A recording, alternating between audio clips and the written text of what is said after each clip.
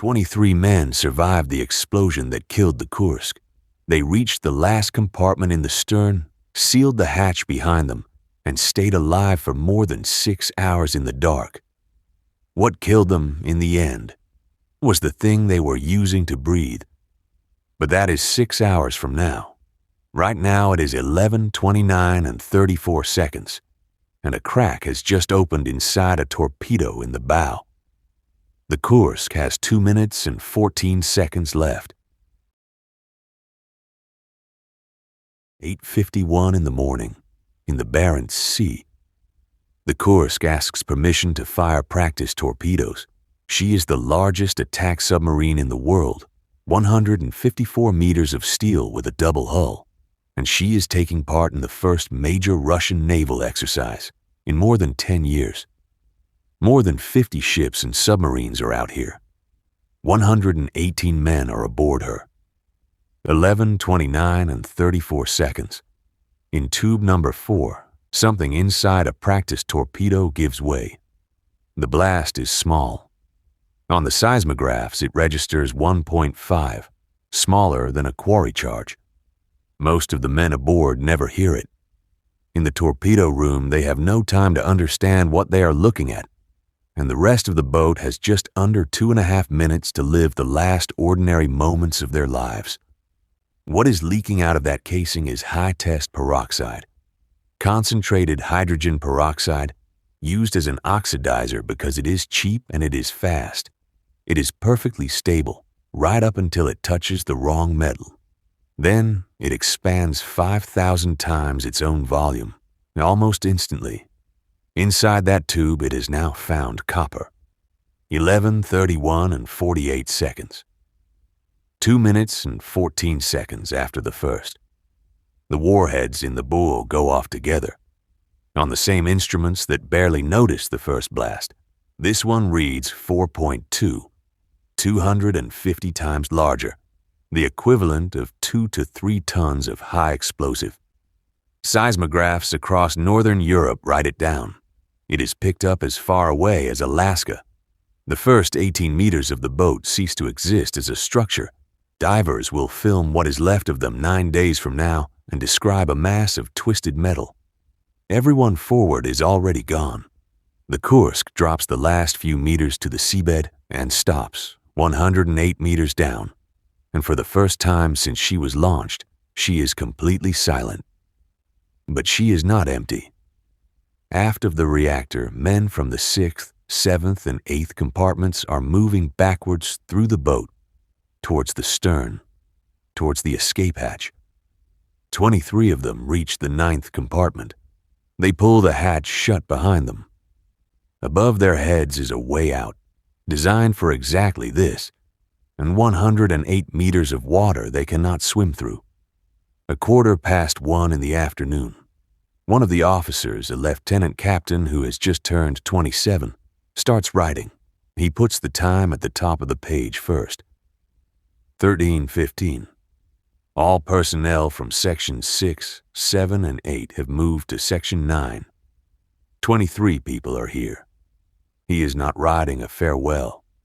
He is writing a report, in the dark, at the correct time, because that is what an officer does. A quarter of an hour later on the surface, the Kursk misses her contact window. The exercise commander is not immediately alarmed. Submarines miss check-ins. The sea is busy, the schedule is full, and the assumption on the surface is the ordinary one, that she is running late. That assumption will hold for another 4.5 hours.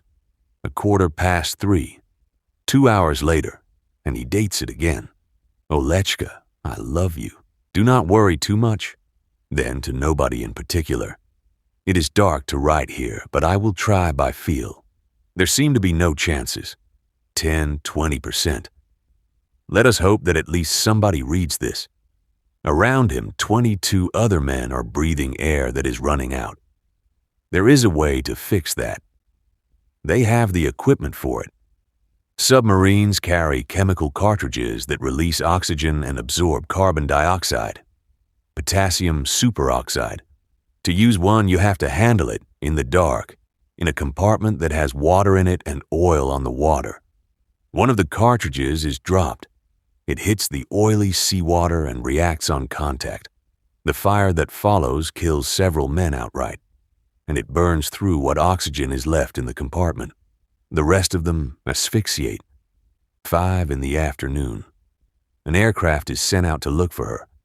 At 6, she fails a scheduled communications check and a search begins. At 6:30, the rescue operation officially opens, 7 hours after the explosion. And by now, everyone aboard the Kursk is already dead. At 10:30 that night, an emergency is declared. 10:50 the following morning, sonar finds 2 anomalies lying on the seabed. At 9, the rescue ship Mikhail Rudnitsky arrives above them.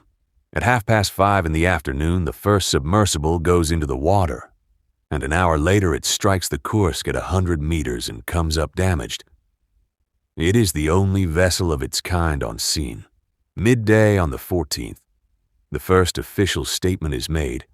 It describes minor technical difficulties aboard the submarine, and it says that everyone on board is alive. The 23 men in the 9th compartment have been dead since the previous afternoon. For the next 2 days, the weather closes the operation down. The sea runs at 1 to 2.5 meters, and the wind reaches 27 meters a second. And the Russian rescue ships have no stabilizers to work through it. The submersible tries twice more to mate with the escape hatch and cannot hold a vacuum seal against it. Its batteries run down fast. When it is hoisted back aboard, its propulsion is wrecked, and the crews strip a second submersible for parts to repair it. Midday on the 17th, 5 days after the explosion. The exercise commander reports that no explosion took place. Later that afternoon, British and Norwegian assistance is accepted. 6 diving teams arrive the following day. On the 19th, a Norwegian vessel reaches the site carrying a rescue submersible, and on the 20th, a remote vehicle films the bow. On the morning of the 21st, 9 days after the explosion, divers open the inner hatch of the 9th compartment. Behind it, they find the compartment flooded, and they find bodies. The same day, the announcement is made that the Kursk is flooded and that every member of the crew is dead. Kolesnikov's notes are found in the pocket of his overall. 45 years earlier, in a harbor in southern England, the British submarine Sidon is loading torpedoes. They run on high-test peroxide. An oxidizer line inside one of them bursts. The peroxide sprays onto the copper fittings around it, and it decomposes instantly into oxygen and steam. The torpedo tube splits open. 12 men die where they stand. A naval surgeon dies going in after them. The Royal Navy stopped the program. By 1959, those torpedoes were out of service, and high-test peroxide went with them. The fuel was not a secret, and neither was what it did. 45 years later, the same oxidizer was still being loaded into torpedoes, and it found copper again. The official investigation ran to 133 volumes and reported on the 26th of July, 2002. Its conclusion was that high-test peroxide in the torpedo, in tube number 4, caused the explosion that sank the Kursk. Along the way, it described worn, obsolete, and badly maintained equipment, and it used the words negligence, incompetence, and mismanagement. No charges were brought against anyone. 23 men lived through an explosion that tore 18 meters off the front of their submarine. They walked backwards through a dying boat, sealed themselves into the last compartment, and stayed alive long enough for one of them to write 2 reports and hope that someone would read them. The equipment that was supposed to keep them breathing was the last thing that failed them. 118 men were aboard. The fuel that killed them had been abandoned by another navy in another decade after it killed 13 of their men in a harbor. Somebody read that report. Somebody decided it did not apply.